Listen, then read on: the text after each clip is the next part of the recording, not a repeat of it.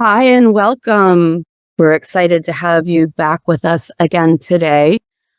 I am excited to be able to bring part two of Bryan Catlin's story to you. My name is Bonnie Zampino. I'm your host, and this is The Cult on the Cape. Hey, Bryan, welcome back. How you doing? I'm doing good. Doing good. Thanks for having me back. Oh, well, we have to have you back because you left us with quite a cliffhanger last week where you had escaped the community. You lost the truck. You couldn't drive it anymore. You found somebody who was going to try to help you, and you got spooked after being told your whole life that people outside of the community were going to kill you. And now you're in a car with someone that you don't know. And so you attack him so you can get out of the car. And that's where you left us. We would love to know the rest of the story. Yeah. Basically, what happened for me is I lashed out at the guy in a panic and sort of simultaneously jumped out of the truck while he was still, I think he had slammed on the brakes, I'm pretty sure at that point. Thankfully, whether it be half-hearted attempt on my end, God's intervention, whoever you want to call it, I don't know. I found out later that I had not even nicked him. He didn't need any medical help or anything like that, which is extremely fortunate. I think we're talking different mental space. It probably wouldn't allow me to move on very easily. So that was a godsend to be able to mentally recover, knowing that I didn't either kill or massively maim somebody. That'd have been pretty difficult to deal with. So, and I jumped out of the truck and I just took off, and I ended up by an abandoned building. It turned out to be like a watershed or pump house or something like that. And I still had my knife with me. I had read in a book on, a way to, kill somebody. It was a graphic, and it was like a war book or something like that. So it got into great detail. So I had the idea that I would do that to myself and take myself out. You wanted to kill yourself at that point? Yep. That was the all of a sudden moment of realizing the accumulation of what just went down. I was not going back. And now I don't know what I just did and why I just did it. At that time, I didn't know the condition of the guy. I could have very easily stabbed him entirely, and he could have been bleeding out in his truck in the middle of the night, in the middle of I don't know where. So it was all a bit too much to then all of a sudden have to realize that clarity of, oh shit. Yeah. So I decided to do that. Got my shirt off, got the knife to my sternum, and then I had a realization, which it logically doesn't make sense, but there was a girl I had met while I was still in the community, actually, and I was actually trying to get to her when the truck ran out of fuel and I was going the wrong direction.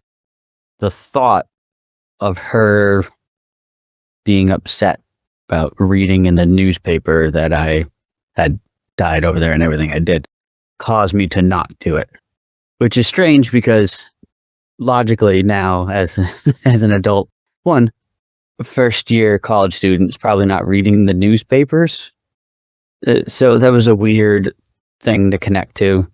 And two, we have a lot of talking, but just sort of a date. And she had no real skin in the game. You know what I mean? Her life would have continued on without me with really no effect, probably. Maybe should have been sad because that's sad, but I wasn't that important to her. She was important to you. She was to me. I think she was to me because of everything we talked about in the first episode of feeling unwanted, not liked, wasn't part of the group in any sort of clique group thing. I was just sort of just there. She was the first one that wasn't told to like me. And that meant something to me. That meant a lot to me. because that means I didn't realize until at this point in my downward spiral that, you know what, there probably aren't everyone bad and trying to kill me and everything else. And I throw around that trying to kill me thing feels sort of loosely, but at the time I took that very seriously, which again, now Absolutely. as an adult and you're in the real world, you're like, what a crock of shit. Like, what are you, stupid? No, I feel but you weren't. You were a child. You were a child who believed what you were told. That doesn't make you stupid. So I decided to turn myself in. Again, I did not know the workings of the world, which has both benefited me and hurt me pretty badly. So I started walking down the street, found the main street, just started walking. I didn't know where I was going, but I figured I'd run into somebody at some point. And sure enough, a police cruiser started coming down the street. I waved him down. He got out of the car and said, "Hey, are you the guy that just attacked somebody?" And I said, "Yes." And so I got the tackle, the handcuffs, and put in the back of the car. As should, like, he doesn't know who I was or what. He didn't know anything. At the time, it was a shock, but it makes sense now. And then I proceeded to tell him the whole story in the car, all the way back to the police station. To the point where the cop kept saying, "Hey, you don't need to tell me." Like, he kept dropping hints. Like, you don't need to tell me anything. And at the time, you tell the truth when you messed up and Right. you're still in trouble, but it'll be better because you told the truth. I'm like, okay. We get to the police station. It's now 3, 4 in the morning at this point, somewhere in that vicinity. How long had it been since you had slept? Oh, 2, 3 days at this point? Yeah. I mean, people don't function. Yeah. Yeah. Hadn't eaten, hadn't drank anything other than the soda that I had with the last of my money earlier that day. I didn't even think about that, actually, to be honest. Not a great state to be in. No. But yeah, they brought the detective in. He was half asleep, just like, what am I here? So he's like, "You want to repeat it?" So I told him everything again, the whole story, all the way up to the time there. And he goes, "All right. Did you have the knife? Where is it?" And at the time, I got tricked a little bit. They're like, "Well, maybe, maybe not." It's like, there's a lot of kids play over there. So we need to go. Can you show us where it is? So I brought them right back to it for the kids. So they had the proof, they had the things, they had everything. I told them everything. I didn't understand how the law enforcement works and how the court system works. Not that I'm against telling the truth per se, but we get to the court and there was a DA's first day as the district attorney. So I got charged with everything. Assault and battery with a dangerous weapon, assault and battery with the intent to cause harm, carjacking, armed carjacking, assault and battery with intent to murder. Oh, no. Murder there's a list. There's a long list. They did throw out the attempted murder because then that would have made it federal. So they kept it in state. And then I got a judge who was in a good mind space, at least, to be like, what is going on? Like, I have no priors. I was seemingly a choir boy up to that point. So they're like, you came from where? You were part of a what? And so they sent me to Taunton State Hospital, which is a mental hospital, instead of prison. It was 2 30 days and a 60-day evaluation. So I had to keep going back to the courts and then back to the hospital, back to the courts, back to the hospital. And I forget which one came first. I'm pretty sure it's one of the 30 days first, which ended up being a huge godsend because I wasn't thrown right into prison, which I think would have been another shock. And was explained to me later that probably would have ruined me at that point because I would have seen everything they told me what was happening. I got put into the juvenile because I had just turned 18. So I guess there's a little give and take, which was also huge because I saw the adult wards and I saw the adults in there, and that would have been bad. And also because I was in the younger ward, they gave me an assigned social worker named Paul. And as it just turns out, he used to do social work on the Cape. So He knew about the community already from helping somebody else who had left the community at one point. And due to client privilege, they couldn't tell me who it was, which is fine because at the time it made it sound like it was far enough ago. I probably didn't know who it was anyway. Or even if you said the name, I may have been like, I recognized the name, but I probably couldn't have known who it was. But it matter as much for you to know that as for him to know about what you had come out of. Exactly. I mean, that is... So she already... Oh. He knew which angle to go. He knew which thing to think. He knew he was able to ask questions and understand what I'm talking about without having to literally describe to a brand new person about everything, because there's so many little things that all compound into it that the average person, my wife doesn't understand half of it. Every now and again I'll say something, she'll be like, wait, what? I'm like, yeah, that happens. And it's the accumulation of all this stuff that we're all, that's why we're here. His help was massive. And he helped me with things like I didn't understand how to shave yet.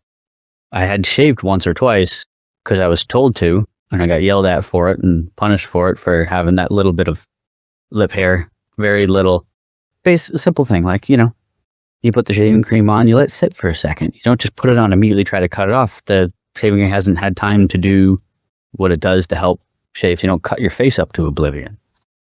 I was like, oh, it's like you do warm water on the razor blade. When it makes it hotter, it cuts through it quicker. Don't use cold water. Nobody said anything about that. Yeah. Little things like that. Which are big things. And that's just one more piece of the lack of life skills that we left with. And it seems like little, but when you add it all together, just not knowing how to function literally in the world. I feel like that one too might be slightly different because I was passed around and nobody wanted to deal with it. I feel like some of the other people may have still had at least an opportunity to learn from a parent, brother, an old brother, like a something. Why are you doing that? Don't do that. Whereas it was just hands off all the time and nobody asked any questions. Nobody asked how you were doing. Yeah. Nobody asked, do you know what you're doing? It was just go shave. It's like, okay. I've seen it in movies, so I guess I'll do this. It was a thing. So I'm in the hospital, and then we hit a very interesting part of my life that pretty much was the defining moment for me. Several things happened simultaneously. I had the community lawyer and my mother and my stepfather at the time and another lawyer show up for a conference after a couple of days. How did they know? They were contacted by somebody. I have no idea. How. We had a meeting where Mr. Robbins basically said, this is a conflict of interest. I can't represent him because everything he's saying is flying right in the face of everything I'm there to protect, being the community. Meaning the community, okay. So he had another lawyer there who basically said, look, this guy's going to take over because I can't do it because it's conflict of interest. So, which that guy felt like by the end of it, didn't seem like he, one, was interested, two, cared, and three, even necessarily did anything, because every time the judge just read what the social workers wrote and were like, we want to know more information, and just sent me back. And then by the end of it, they had just said, he's not a danger. Going to prison would actually make it 1,000 times worse. He needs to continue, with therapy and whatever, but he's fine, and probation and all that good stuff, but don't send him there. And he did. So that guy didn't. When the judge kept sending you back and wanting to know more, were they wanting to know more about your mental health or wanting to know more about the community or everything? Honestly, I think this is, again, where my therapist, my social worker, Paul, understood what needed to be done. Because he did a lot of things to help me out that I don't think somebody who doesn't care would bother to waste their time on. because they're running through a million kids, and even the social workers, they've got 4 or 5 other kids they've also got to interview and write up the case notes. So he would tell me before I'd have, of course, every time I had to go to court, I had to go downstairs. They put you in the chains, the ankle chains and the wrist chains and the things, and put you in the back of the van and drive you there, and Wow. put you in the hold in the cell for 8-9 hours sometimes, and then drive you back to the hospital at the end of the day. So those days were pretty miserable. But he would tell me that we're going to recommend you come back, which at the time I was fine with because I was actually comfortable. Do you think that they knew you didn't have anywhere to go? Were they trying to buy you some time? I think they were buying me time because, as I'd mentioned before, there were several things happening at once. The psychiatrist there was one of these aloof guys. I'm sure he was incredibly brilliant, but he was a bit aloof to the point where, I was on suicide watch for the first 30 days, which is standard, especially with somebody who had tried to self-harm. So, totally get it. So no shoelaces, no belts, no things, no whatever. But he knew I did music, so he gave me a electric guitar to have in my room, which means I have electric strings. Psychiatrist did? Yep. I have electric strings. I got things, and I had it in the room for a couple of days until one of the floor workers were like, "Hey, wait a minute." They're like, "Well, you can't have this in your room, because you could use the strings to kill yourself." So right then I knew, I was like, all right, this guy, it's out of his depth. He doesn't know or doesn't care or just doesn't. I don't think he didn't care, but I think it just he wasn't getting it. Where the social worker, Paul, was getting it. He did get it. Were you suicidal at that point? No? Okay. No, by that point, I was like, okay, there's things to figure out. Things aren't all trash. Let's see where we're going. And maybe the psychiatrist really knew that. I think he did. I think they were curious because this, as I'll say in these next bits, there was definitely curiosity there. He was missing the mark. Personal aspect that we'll talk about, family aspect, the experience in there, and then what Paul was doing. So real quick, the family aspect of it, because that changes it. My mom and my stepfather were coming up every couple of days from Orleans to Taunton, which is a lot. And sometimes bringing me a sandwich, stuff like that, because hospital food's basically just cafeteria food. It wasn't great. And they were talking about how they'll take me back home. They knew I didn't want to go back to the community. So what they'll do is maybe they'll find a house outside of the community. But then I'll work for them, my stepfather who painted, basically still be under community structure and rule, just in a different and all of this wasn't really sitting with me. And then my mom said, "Hey, this is very expensive for us to be coming up to Taunton from Cape Cod." At the time, they were driving an old Ford Bronco that probably got 4 miles to the gallon, one of the big giant ones, which are amazing. I love them, but there's not a highway car, especially at that time. So I totally understood it and was like, cool, I get it. Thank you. No problem. At the same time, in some of these meetings, she started telling me stuff about her, which really had nothing to do with me, particularly her and my dad's relationship and how their marriage went and ended. As I found out, was because she was making it about her. And meanwhile, I'm in the most fucked up place in my life where I don't know where up is down, left is right. Who do I trust? Who do I not trust? What does it all mean? I think 18s, 17s, 16s is a tough place for people in general trying to figure out who they are, what they are. Everything's a bit shit. Yeah, so I would tell Paul afterwards, and he would just stare at me with a blank stare in his face and be like, why? Why is she telling you this stuff? I would tell him more of what she would said, and then he realized, oh, she's trying to compete and make me feel bad about her. Therefore, she's had it so rough that I should go back and do what she wants me to do, which is go to that house and work with them and stay with, be secluded. And I don't know how this plan was going to work out, but she was trying to get me to do what she wanted by making me feel bad about how bad it's been for her.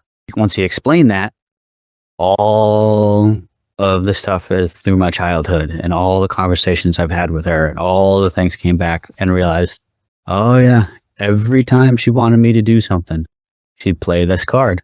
Your dad left me. Your grandfather's not here. It's been woe is me. Like, I can't even do, like, look at all that. I have to raise the three of you by myself. Oh, yes. Okay. You're in a community. You didn't do fucking shit, but that's exactly. And she was using it as a tactic to try to control me with playing on my empathy. I am very empathetic. A stranger walks up to me, especially after everything that happened, and they're like, hey man, I need help. I do it. Well, I don't know if it's need to give back after what I had done. I feel like it's something I was already kind of willing to do before to get like appreciation and, that feeling of caring back because I helped you. So then you kind of make me feel better for, that sort of a thing.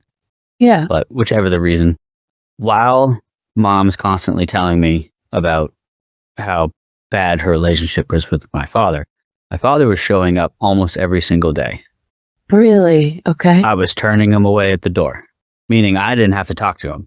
Paul will come into me and says, your father's downstairs. Would you like to talk to him? And I still said no, because at the time I hadn't seen him for a couple of years now. We had already told him that I don't want to see him anymore. It was really more pushed into saying that sort of stuff, with, you look, your dad's late. He doesn't even care about you. And you're like, he was coming from Boston to come pick me up in Orleans. Like, he was doing his best. But yeah, so I kept pushing him away until one day. So mom said, this is costing a lot of fuel. We can't come up every day. How about you call us when you need me and we'll come up? Okay, cool. Pretty sure I make it a week, maybe less, maybe 5 days. And then I have a really hard day because one of the things in there is they are trying to set you off to see if you're emotionally unstable. Oh. So they'll let somebody kind of bully you a bit, or they would let us play basketball in this like caged in area with these other kids. But some of these other kids they had it really rough, and they would let them kind of like knock you around a little bit, not abuse, but just get me frustrated to see if all of a sudden I start attacking people or lashing out or whatever, which I'm just smart enough to realize that that's what they were going to try to do, and to not show really any kind of be frustrated and things, but definitely don't lash out, definitely don't push, definitely don't do anything, because they're watching for it and they're waiting for it. So I had one of those days where they were trying to see if I would go, and just the weight of it, everything was getting to me. So I called her. She answered. I'm sobbing. Can you come up and visit? And she says, yes. She never came. What? I don't know if somebody told her not to. I don't know the reason or the context or the things. I to this day don't know why, but she never came again. So he never came. She never came back again. Nope. That was it. That was another moment again where it's like, again, I'm being let down by the people who supposedly care. I'm getting let down by somebody who is supposedly looking out for me. It doesn't seem like that's really happening. And everybody makes mistakes in life. And I think everybody does things they wish they did differently. That's neither here nor there. It's what you did. At that point, after a day or so, again, my father's still showing up downstairs. He's still coming to things. No matter how many times he gets turned away, he's still showing up. He's talking with Paul, because Paul was the one who would go down to tell him. He'd be like, he said no. We're working through things. So, he can't really tell him anything, but give him some basic stuff. And he said, hey, I do think it's worth talking to your dad. He's been here every day. He's not a guy that's just being a dick and whatever. Like, I think you should have a chat with him. And by that point, I think Paul had heard enough of what I said about why I didn't want to talk to him to also realize that I'm repeating what other people wanted me to do, which was to cut him out. So he came up. Yeah. We had a conversation. I confront him about all the things my mother told me that he had done.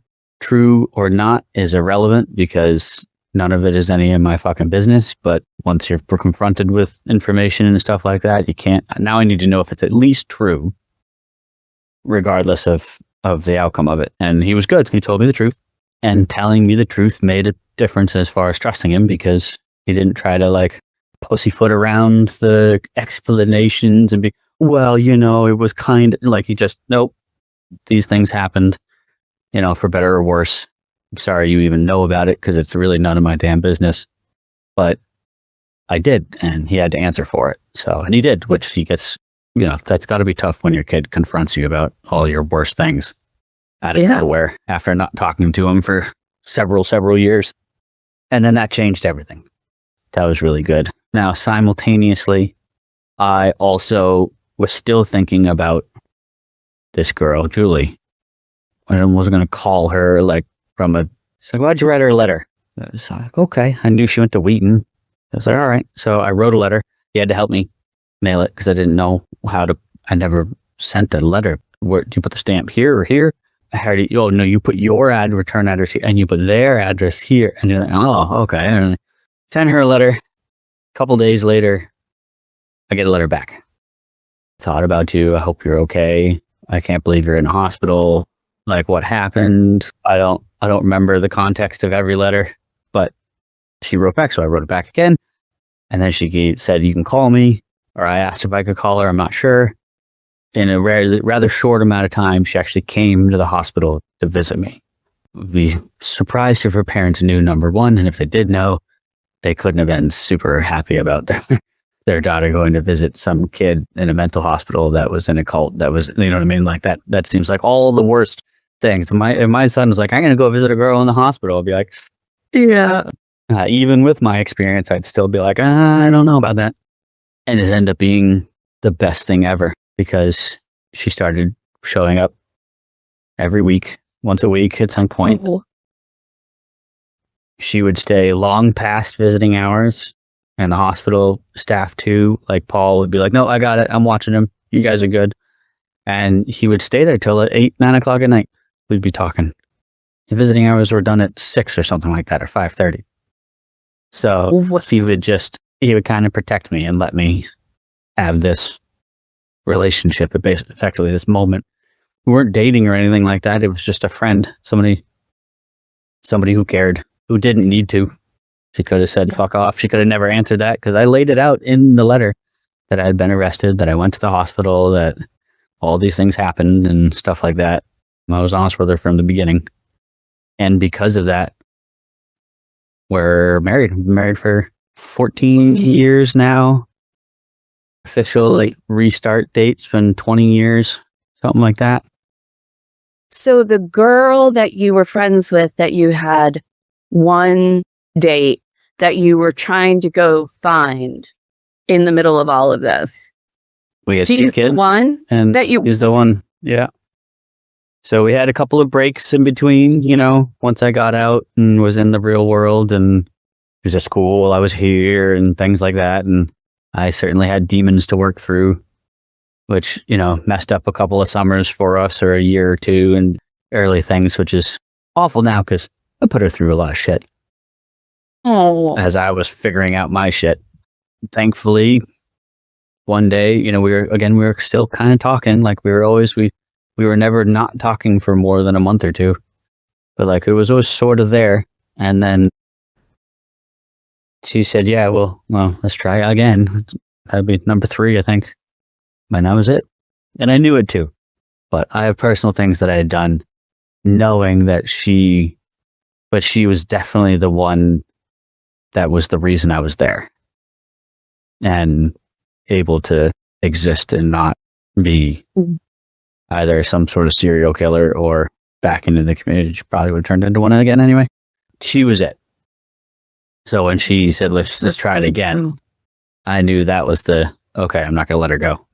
And yeah, been married 13 or 14 years. I don't know. You'd have to ask her. That's amazing. So that was huge. So I ended up finding the perfect people at the right time. So I had her, I had Paul, and my dad. So the court said a couple of rounds, and then they said, okay, he's going to be okay. We need to watch him a bit, but he'll be okay. And it got to the point where even with my probation officer, I was supposed, I did the whole drug screenings and things like that. They were like, maybe he took something, even though I tested negative for everything the day of my arrest. went through all that. Obviously never tested positive or anything. But even my probation officer he's like, you know what? You're good, man. If you need something, you call me. It was just something that it was a moment. It was not who you were.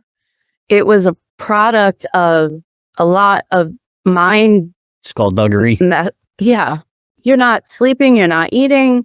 You are running away from something terrifying. Like, yeah, I'm running into something terrifying. Yeah. It was just a perfect storm. It was. But gosh, the right people were there at the right time. Yeah. And then that's when my dad helped me get a job with a friend he knew, doing landscaping, which was fun for a year or so. And then that's when I remembered Sean Delude, because we had done different things and I had seen the Nauset disposal shop.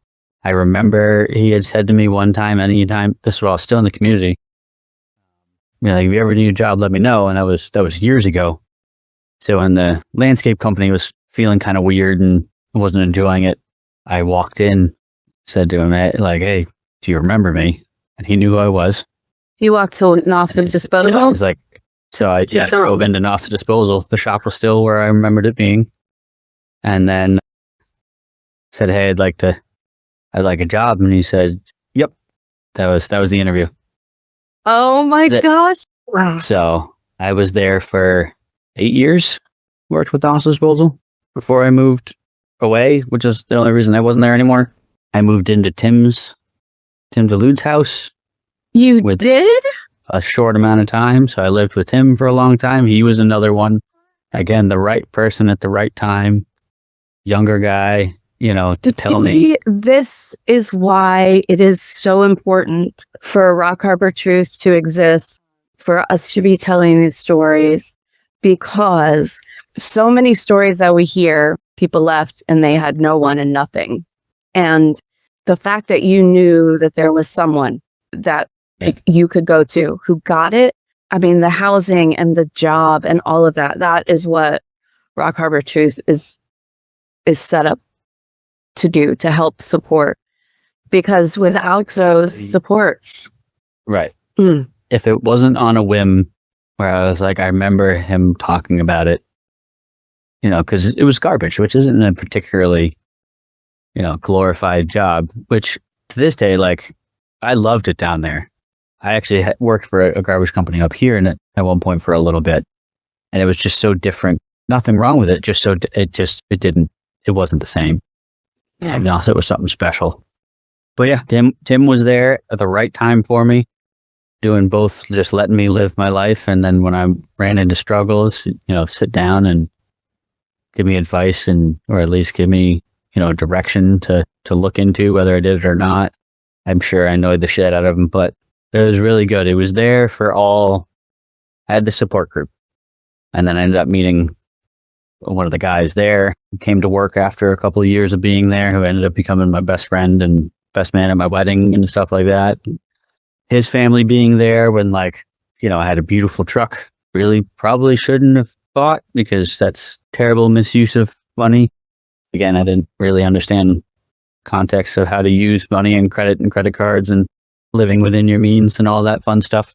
So when I would run into issues where I'd run out of money, they were like, hey, why don't you come over? We'd go work out and we'd go play some video games. We were just figuring out you could play video games online. And his family would feed me dinner. It happened almost every night. I think they knew they were more than willing to help. I'd always, try to help out around when I could. It's amazing how the right people fall into place at the right time. So. Absolutely. And you needed all of them. You needed all of it. So you Nauset disposal, 8 years, you're living with Tim, you're getting your life on track. Trying to figure things out, fumbling my way through most of it. And then I get back together for the last time with my now wife. I realized that she was it. She was the one. But again, no money. Buying her a ring was kind of out of the question for me. It would have taken me probably years to try to figure out selling things off and trying to figure out a way to do just to try to do that. So I got very lucky. I was still talking with my grandmother, Bryan Catlin, and told her what I wanted to do. She gave me a pendant that used to be a ring from her side of the family going back to before the Revolutionary War. And it had a lot of little diamonds and little sapphires. And my wife's favorite color is that blue. She calls it Julie blue. Oh. She loves that color. But it was a bunch of little diamond things and little things like that.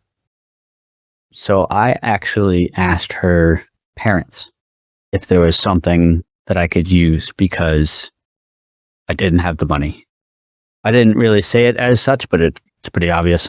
So I was saying, I'm trying to take something from a little bit from each family and putting it together on one thing for her. And as it turns out, their mother didn't wear that particular engagement ring. She wore her anyway. She does something else. So they actually gave me the diamond out of her mother's engagement ring to put into this ring with my family heirloom gems, and we made a perfect mix of both. It was pretty awesome. So again, finding the right family. Can't believe I even had the balls to ask in hindsight. So it was ballsy, but they were there to support. They've been there the whole time as well. So Betsy Catlin was still inside the community, correct? She spent her life there. Yeah. Your wedding, did all of the family come? You got to come, not all the family. By that point, my relationship strained with my mother because I had, at one point after I got out, I tricked my mother into meeting Julie because she wouldn't do it on her own. Your mother would not meet your fiance? No. That was when we were dating again. That was sort of early on. Shortly after I had left the hospital, I wanted her to meet Julie. She said she wasn't really ready. She just kept saying it. And so one time I invited her out, her and her ex-husband, to meet me at Wendy's, and Julie just happened to be there. Mom got really pissed off at that. She was mad? Oh, yeah. So I didn't talk to Mom again until she called me up asking if I could help her move out of the community. Nope, I'm only there for when she needs me. I'm sorry, did you say your mother moved out of the community? Yeah, she moved out. Yeah, she moved out. She was, I don't know what her situation was exactly, but she left. I moved her out. Wendy Catlin? Yep. She started kind of coming out and hanging a little bit. Really, really distant when you're here. She'd just lay on the couch and play on her phone in my house. Talking was difficult. Family situation that I found out about that I was not made aware of turned out to be true. Called her on it. She didn't take that particularly well. And then she was here for my youngest first birthday, and I turned around and she was gone. She was sitting on the back steps with the lady, the daycare lady, and then she was just gone. You haven't seen her since? I haven't seen her since. No, I called her, and she finally answered and said, "Hey, I'm going through some things. I'll call you when I'm ready." I said, "Okay." 8 years? 8 years. Still haven't heard. Is she still out of the community? Yep. She moved to a different state. What? Which I was unaware of. I found out later. To all the information I got. You got it all. Right there. Is your grandmother Betty still there? No idea.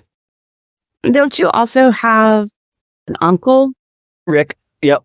He's and a grandfather in charge, supposedly. Yep. He's in England. He was in England. He left when I was younger.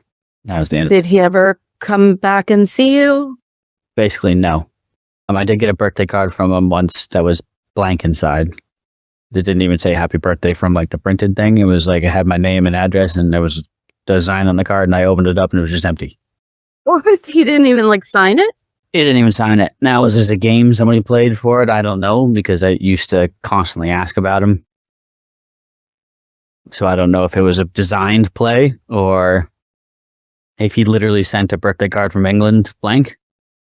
But my mom said at that point she told him not to talk to me anymore. So that was the end of it. Oh. I didn't know ever again? Nope. That was it. And is your uncle, does he get in touch with you?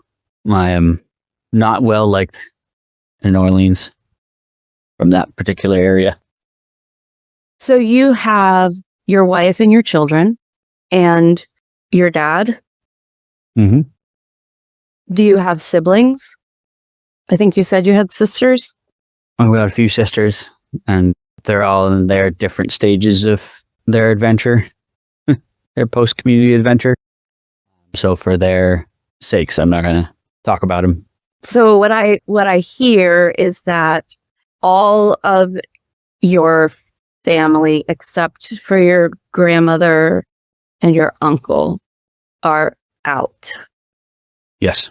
Nana being Betsy Catlin and Jack Catlin, they both passed away within the community. My Uncle Bob, Dad's brother, he passed away shortly after my wedding. He got cancer. Nana was already well into it at that point.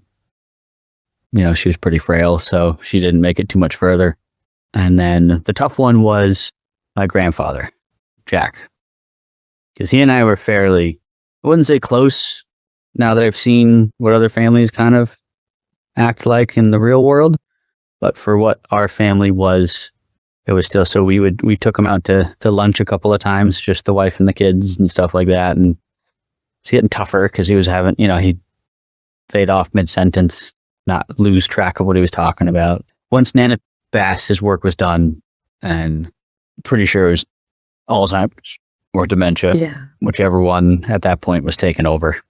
The bummer was he got moved into one of the rooms in the friary, like on the end that was sort of attached to it. And the brothers became in charge of taking care of him.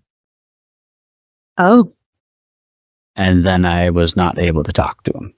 They wouldn't return my calls because, as it turns out, the same one that was in charge of me was also the primary one in charge of him.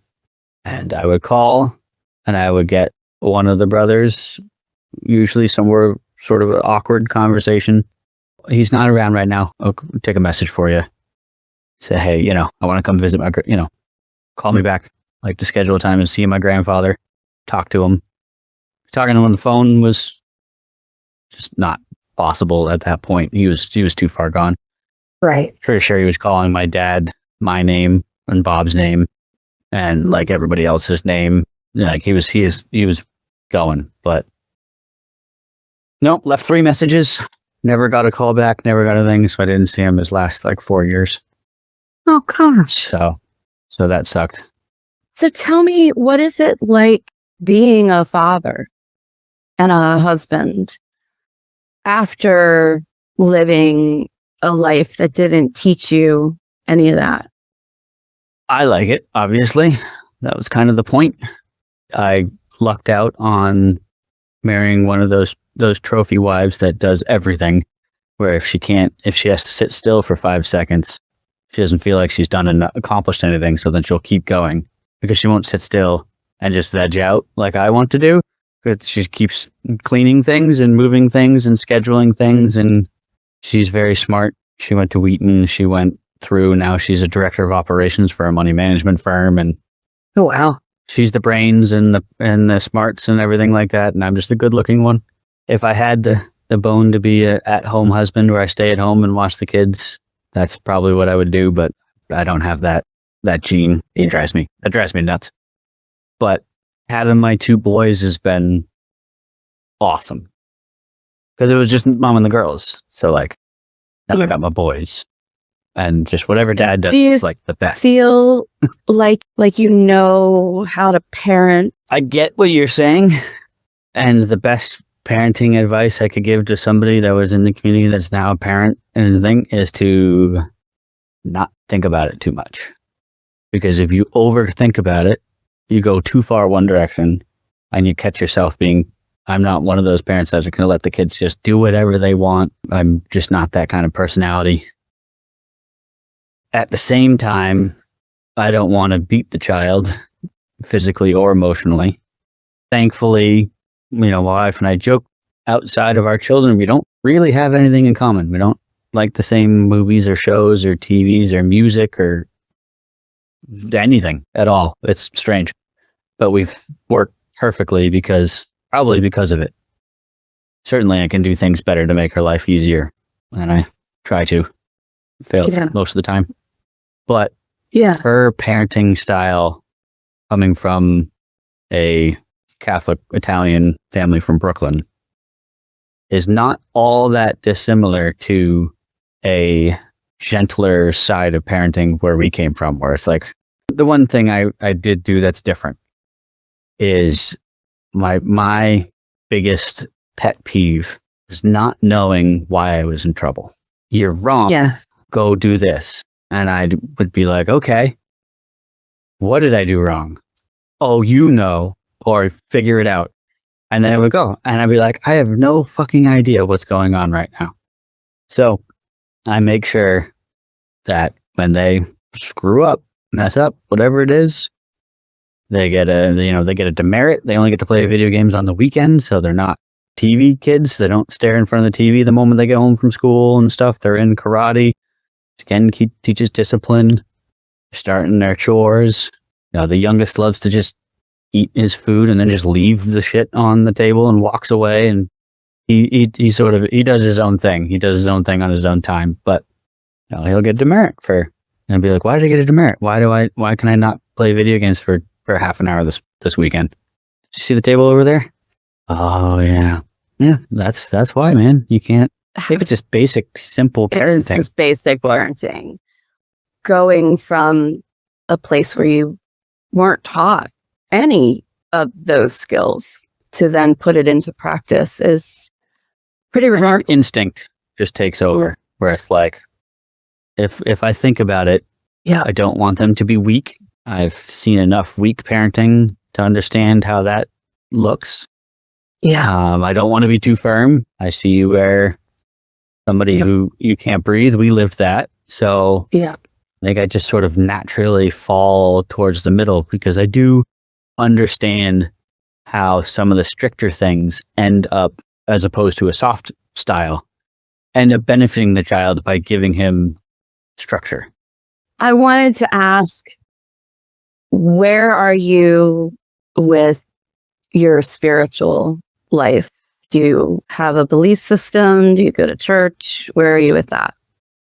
I leave that one generally vague. I find structured religion to be the bane of all of human existence, because all it is just people who, much like politics, it's people who strive to be in charge for their own things and then they twist it to the way that they want to. And my view of that is, look at the game telephone we used to play as a kid, where you'd all sit in a big circle and you'd whisper something to one kid and it has to go all the way around. And then the last person whispers it back and it's supposed to be the same message. And then you compare where it went wrong. And inevitably, there is an asshole that totally changes it on purpose because he's being a dick. And then it still ends up getting changed 6 ways to Sunday. So by the time you said the left shoe is red, by the time it gets back to you, they're talking about alligators and Mars. And you're like, it's the same thing. It's been passed down by one person to another. Context changes. Context changes by centuries, by culture, by whatever. So, and then even the simple as the King James Bible, he rewrote it the way he felt it to be the thing. So it's like, what are we, so why is that the gold? Like, you have to live by that. That's exactly how the world works. Now you're supposed to live your life. Okay. Yeah. There's a comedian who has it. The religion has a lot of great ideas and a lot of fucking weird ones. That's how I view it. So organized religion is not for me. I feel that. Life today, do you still struggle with things like residual stuff from the community, or do you feel like you've worked through most of it? I believe I've worked through most of it, although as we progress down, memories start popping back here and there. My biggest issue is I'm subconsciously terrified at certain points in my life that somebody's going to come and just take this all away, because that's what we were as a kid. They're just going to walk up and say, nope, you live in that house. Nope, you don't play the trumpet. Now you play the trombone. Nope, you don't do that. And you're going to go play dance. Nope, you can't play sports. You're going to go over here. And I'm so terrified that somebody's going to come. And I watched enough adults also in the community being told they're switching musical instruments, or they're going to be in this art or that art, or you belong in the friary or the nunnery. I have to move things around inside the house before somebody else does, which is a feeling of control. So like I have my own room that I'm sitting in now because I can reorganize this 6 ways to Sundays, rip the walls down, put things, but whatever I want to do. This is sort of my safe space to do it. So when I get that feeling like I'm terrified somebody's going to just all of a sudden change everything up on end, I come down here, move things around, reorganize. It dribbles out into the house on occasion. It drives my wife nuts. She'll come home and rooms are completely in different patterns, and the boys think it's fun because they're young, so they're just like, oh, this is so cool, it's different. They don't understand that I'm having a minor psychic break where I need to change things so nobody takes it away from me. I think there's this thing of always waiting for the other shoe to drop, still kind of just waiting for whatever is going to happen that produces a level of anxiety that's really uncomfortable. And being able to cause the shoe to drop, so to speak, can help. Okay, that anxiety is gone. I can breathe for a minute. I think that's all. It makes sense that you have those feelings. Yeah. It's certainly gotten better. Now I can go years without having to really do too much. But for a while, it was a good every 6 months or so. I'd have to move the dressers around. And so life today, it's good? Good. Yep. And you're happy? Yep. I've got everything I dreamed of when I was younger. I dreamed of having my own house and a couple of kids and a truck and a dog and a boat and the things, and I've managed to do all of those things. So with great help from my wife and her family, of course. I wouldn't be there without them. She has the same dreams, so we have our boat. We have, trucks, the dogs. It's pretty awesome. Kind of the last thing I would ask you is, do you have any words of advice for either people that are in these high control coercive environments who might be thinking of leaving, or even other people who have gotten out? You need to forgive yourself. And that's easy to say, and people say it all the time, and you're like, hey, seriously, for other people that were there, anybody who's listening who may have been viewed on the wrong side of my story, I forgive them. They were playing the game. They were doing what they could do. I don't think they had any intention of hurting me or going after me, so I don't feel like anybody was maliciously attacking me. Also, I feel stupid for not having left earlier or left a better way or whatever it is. So again, forgive myself, like it happened. There's nothing I can do about it now. And I just need to accept it and move forward. Forgiving yourself is so important because there was a lot we didn't know. We weren't taught, but the things that we did know and were taught weren't great, and we made decisions after coming out based on kind of our nervous system, I think, and just what was familiar. And a lot of what was familiar to us wasn't good.